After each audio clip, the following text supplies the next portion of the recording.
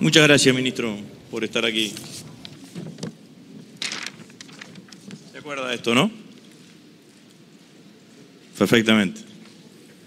A favor suyo, no era funcionario, tomaba whisky, ahora es ministro y toma agua y café.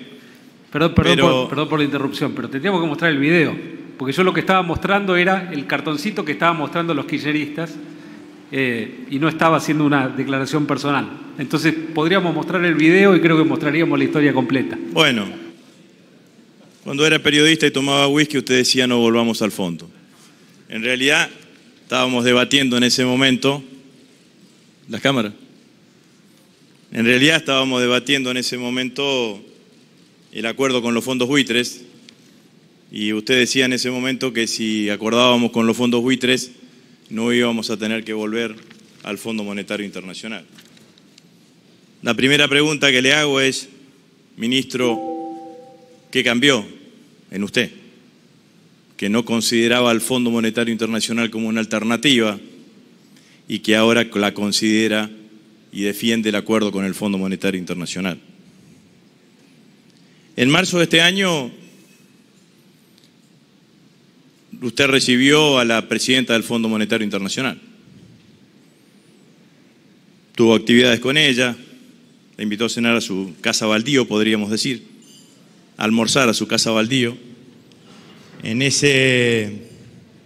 La presidenta del Fondo Monetario Internacional fue elogiosa con la economía argentina. Decía que era asombroso los cambios que había tenido la economía argentina en 2 años. La pregunta que yo le hago es, en ese momento, ¿usted ya estaba negociando con el Fondo Monetario Internacional? ¿Ya en ese momento ustedes pensaban que iban a volver al Fondo Monetario Internacional?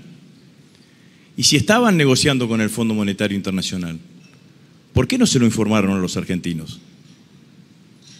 ¿Por qué no le dijeron a los argentinos que estaban negociando con el fondo?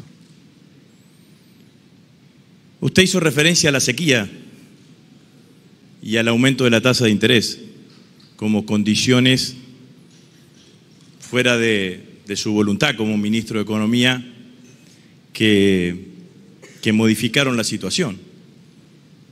Ministro, usted sabía que iba a haber sequía.